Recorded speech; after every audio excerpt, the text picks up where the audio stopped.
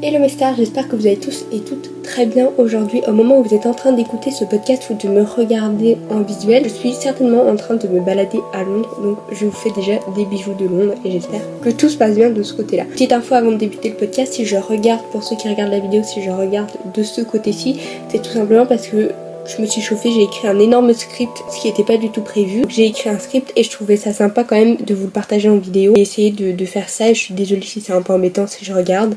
Je vais essayer de faire au mieux, mais voilà, j'aimerais me tenir au script et pas vous raconter n'importe quoi. Bref. Hello mes stars, j'espère que vous allez tous et toutes très bien. Aujourd'hui on se retrouve pour un podcast sur les sabbats et plus précisément sur le sabbat d'Imbolc. Installez-vous confortablement, prenez votre petite tasse de café, mettez-vous tranquille pépère et on est parti pour cette folle aventure qu'est le sabbat d'Imbolc. Alors oui, si vous faites partie de la team WeChat depuis un bon moment, vous n'êtes pas sans savoir que j'ai déjà fait plusieurs vidéos sur les sabbats. Mais premièrement, il me semblait pas déjà en avoir fait un l'année dernière sur Imbolc. Et deuxièmement, en fait, je fais ce que je veux tout simplement. En toute chose, il faut savoir que c'est pas un sabbat que j'ai l'habitude de fêter. Pourquoi ? Et parce que c'est tout simplement d'un point de vue logistique, c'est toujours hyper galère de fêter le sabbat de Imbolc. Parce que soit c'est mes seules vacances de l'année, donc je suis pas là, donc j'ai pas ce qu'il faut sur la main. Soit c'est la rentrée et au final, je peux rien faire parce qu'il faut que je m'organise. Soit c'est le début du mois, etc. Bref, c'est toujours hyper galère. Donc j'ai pas toujours le temps de célébrer Imbolc comme je le voulais. Vous êtes certainement pas passé à un côté de l'info non plus que moi et les sabbats ça fait 100 000, même si c'était pas le cas au début de ma pratique.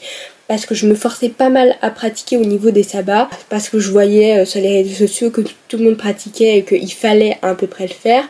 Mais je vous envoie vers l'épisode du début du mois si ce sujet vous parle ou si vous voulez en apprendre un petit peu plus sur comment avoir une pratique saine et durable et en pleine santé. J'ai fait un épisode en début du mois également filmé, donc n'hésitez surtout pas à aller regarder ça. Pourquoi est-ce que les sabbats et moi ça fait 10 000 ? Et tout simplement parce que c'est toujours le moment où les énergies sont tellement fortes que je suis simplement crevée, fatiguée, irritable et simplement au bout du rouleau. Donc c'est pareil pour les pleines lunes, mais rien que allumer une petite bougie, essayer de me concentrer et méditer, c'est l'enfer sur terre, donc c'est toujours hyper compliqué pour moi les sabbats, malheureusement parce que c'est quelque chose que j'aurais aimé faire. Je vous partage tout de même ce petit épisode de podcast parce que mis à part l'aspect physique lors des sabbats, j'aime énormément ce sujet. Ce sont des moments dans l'année qui sont assez symboliques pour moi. Et quand je le peux, je fais un petit rituel entre guillemets où j'ai une petite attention pour le sabbat. Le sabbat d'Imbolc est célébré en général le 1er février, mais ce n'est pas toujours le cas. Vous n'êtes pas sans savoir qu'à l'autre bout de la planète, les sabbats sont différents, dans le sens où ils ont un ordre inversé. Mais je vous en parlerai dans un autre podcast si ça vous intéresse, n'hésitez pas à me le dire en commentaire. Bref, on fête Imbolc le 1er février, ne me demandez pas pourquoi, au niveau équinoxe et solstice, il n'y a rien du tout. Mais c'est le jour et la période où la durée entre le jour et la nuit commence à changer. En effet, une fois ce sabbat passé, les jours se rallongent, la lumière se fait beaucoup plus présente, on ressemble enfin moins à des cadavres qui venons de sortir de notre cercueil. Parce que oui, les 5 heures de lumière en hiver ça va 5 minutes, mais c'est clairement pour nous abattre. Enfin soit, c'est ça qu'on célèbre ce jour-là, la lumière, la renaissance, la vitalité. Vous comprendrez qu'on sort enfin de la période sombre de l'hiver et qu'on rentre dans la période claire et lumineuse. Dans une époque plus que lointaine, quand nos chauffages, nos feux de cheminée et nos chocolats chauds n'existaient pas encore, que c'était pas aussi simple d'accès, les gens devaient survivre à l'hiver. Et oui, survivre. La nourriture était rationnée, les activités limitées, le froid s'installait dangereusement et certaines personnes ne passaient pas l'hiver. Vous comprendrez pourquoi à cette époque, voir que le soleil revenait annonçait de très très bonnes nouvelles. C'était le retour d'aliments plus variés, d'activités en extérieur, de récoltes qui arrivent bientôt.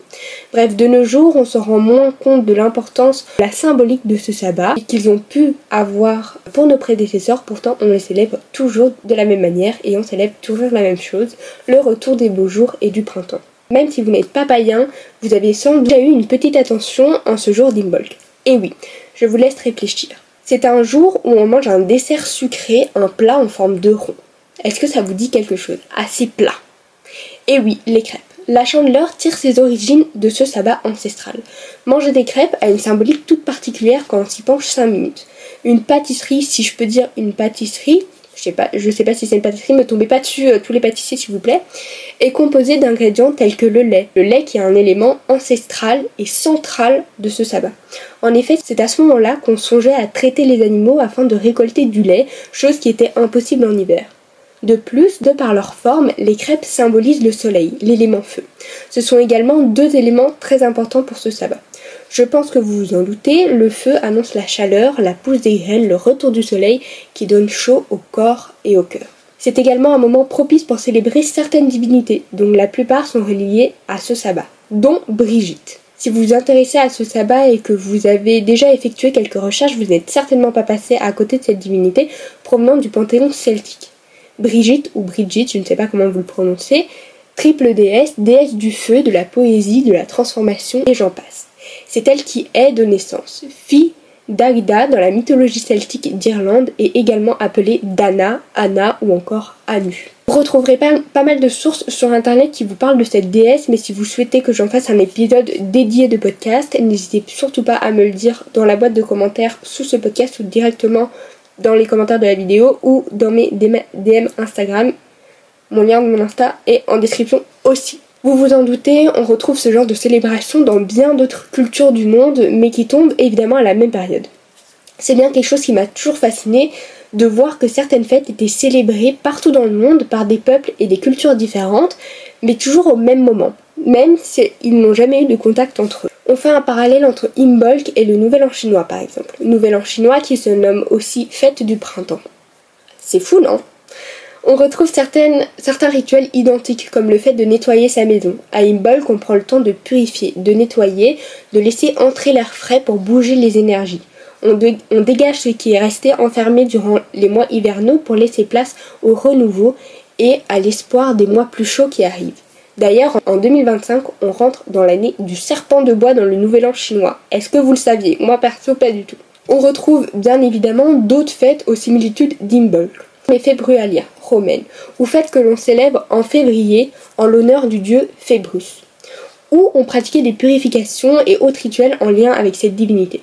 De nos jours, on peut quand même célébrer les Februalia en vénérant Vesta, déesse romaine du feu du foyer. Est-ce que ça vous rappelle peut-être une autre divinité ? En tout cas, moi aussi.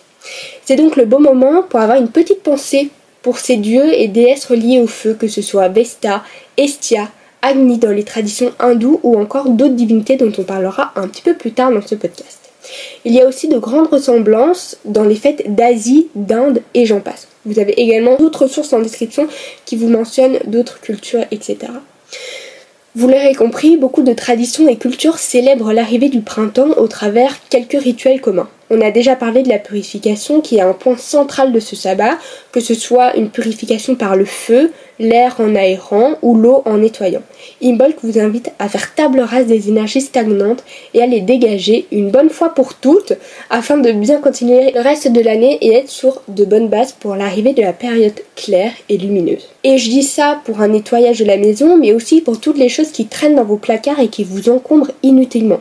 D'un point de vue un petit peu plus spirituel, c'est le moment de se débarrasser des chaînes qui vous empêchent de briller et de réaliser vos projets et vos souhaits.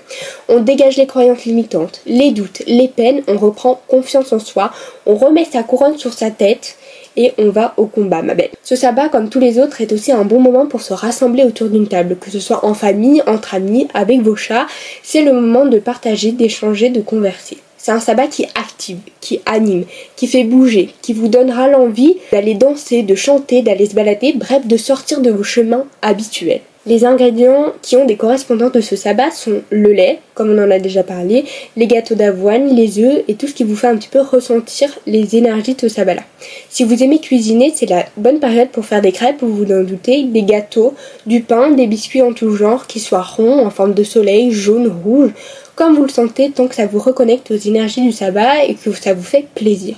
D'ailleurs, si vous faites des pâtisseries, n'hésitez surtout pas à me mentionner dans vos stories, parce que par pitié, je veux voir vos créations. Par pitié, je veux voir ce que vous faites. Si vous êtes des cuistots chevronnés ou même pas chevronnés, s'il vous plaît, montrez-moi. Vous pouvez également réaliser un espace sacré ce sabbat en y ajoutant des éléments qui correspondent sur votre espace sacré ou sur vos autels ou comme déco, simplement. Si ça vous fait plaisir, allez-y. Au niveau des divinités mises à l'honneur, j'en ai déjà mentionné quelques-unes, mais vous allez avoir toutes les divinités reliées au feu, vous vous en doutez, comme Vesta, Hestia, Agni, Ogu, si je ne me trompe pas, Brigitte ou encore Shantizo, dans les croyances aztèques. Vous pourrez aussi célébrer les divinités forgeronnes qui usent du feu, tels Héphaïstos dans les pratiques grecques ou encore Vulcain dans les pratiques romaines. Personnellement, je vais peut-être allumer une petite bougie en l'honneur d'Aphrodite, même si elle n'a rien à voir à proprement parler avec le feu, mais c'est quand même elle qui anime les cœurs, qui fait monter la température un petit peu caliente et qui insuffle le mouvement. Elle est aussi reliée à l'élément feu par son côté un petit peu plus areia ou vengeur, qui donne envie de tout démarrer tout simplement. Comme vous le voyez, certaines divinités seront plus propices à être célébrées, mais bien évidemment, vous faites comme vous voulez et comme vous le sentez. Si vous souhaitez célébrer ou avoir une petite attention pour votre divinité en cette période, Dimbolc, rien ne vous empêche de le faire, honnêtement, allez-y. Tant que ça vibre avec vous, vos valeurs, et que ça vous fait du bien, c'est le principal. Enfin, je vous partage un petit bricolage à réaliser si ça vous tente, pour clôturer petit à petit ce podcast. Vous avez certainement déjà entendu parler de la croix de Brigitte, ou de la Sainte Brigitte. Oui, en l'honneur de la déesse dont on a parlé un petit peu plus tôt et qui a, été christianisée, mais soit c'est pas le sujet. Une croix spécifique lui est associée et cette croix serait symbole de protection. Vous retrouverez en description une petite vidéo YouTube que j'essaierai de vous mettre qui ne vient malheureusement pas de moi, mais qui vous aidera, c'est un petit tuto en fait de comment faire une croix de Brigitte. Elle est habituellement fabriquée à base de jonc ou de roseaux tressés en forme de croix, mais comme d'hab vous faites comme vous le voulez. Elle est renouvelée chaque année pour rester sous la protection de la divinité ou de la sainte. Je vais également vous partager un petit extrait d'un article que je viens de découvrir et qui aborde l'origine de cette croix. Gardez en tête que visiblement ce site que vous retrouverez en description est très chrétien et que donc on fera allusion à certaines pratiques chrétiennes. Bref, vous avez compris l'idée générale de ce que je viens de dire. Je cite.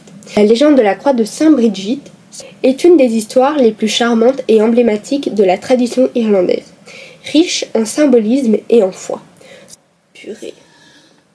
Pour ceux qui regardent la vidéo, mon truc m'a lâché, c'est pas grave, on continue. Riche en symbolisme et en foi. Selon la légende, alors que la Sainte Brigitte rendait visite à un chef païen mourant, elle se serait mise à lui parler du Christ pour l'aider à visualiser l'histoire de la crucifixion. Elle aurait ramassé des brins de jonc au sol.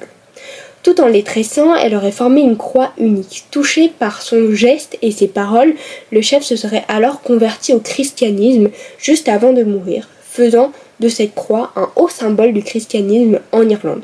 Le site en question c'est guideirlande.com. On sait que l'Irlande est quand même assez chrétienne, donc ça peut expliquer ça. Bref. Voilà mes reines, j'espère que ce petit épisode de podcast qui touche malheureusement à sa fin vous aura plu. C'est un épisode qui étonnamment m'a beaucoup captivée. J'ai beaucoup apprécié faire les recherches, etc. Et j'ai appris énormément de choses. Ça m'a en fait redonné un petit peu l'envie de célébrer ce sabbat que je connaissais visiblement pas assez ou pas dans sa globalité. Il y a certaines choses que je visualisais pas. Dites-moi d'ailleurs ce que vous avez pensé de cet épisode, si vous allez fêter une bulk, et surtout n'hésitez pas à me dire en commentaire ou dans mes messages Instagram si ça vous a plu. Je suis extrêmement heureuse et très honorée de pouvoir vous partager tout ça. Et si vous souhaitez approfondir un petit peu plus vos recherches, parce que je ne peux malheureusement pas faire un épisode de 3 heures sur le sujet, je vous invite à parcourir les sources en description et à fouiller dans les fins fonds d'internet, vous allez trouver des pépites.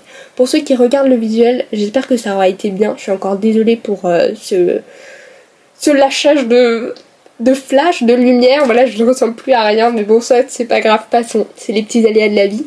Donc j'espère que ça vous aura plu, encore merci pour vos écoutes, mes stars, j'espère vraiment que cet épisode vous aura aidé, n'hésitez vraiment pas à me le dire, que ce soit en commentaire ou dans ma DM Instagram, vous êtes toujours les bienvenus, comme d'habitude, n'hésitez pas à partager, à commenter, à liker, à me laisser une jolie note sur vos plateformes de streaming, et sur ce, je vous fais plein de gros bisous, mes stars, à la semaine prochaine, bisous mes reines.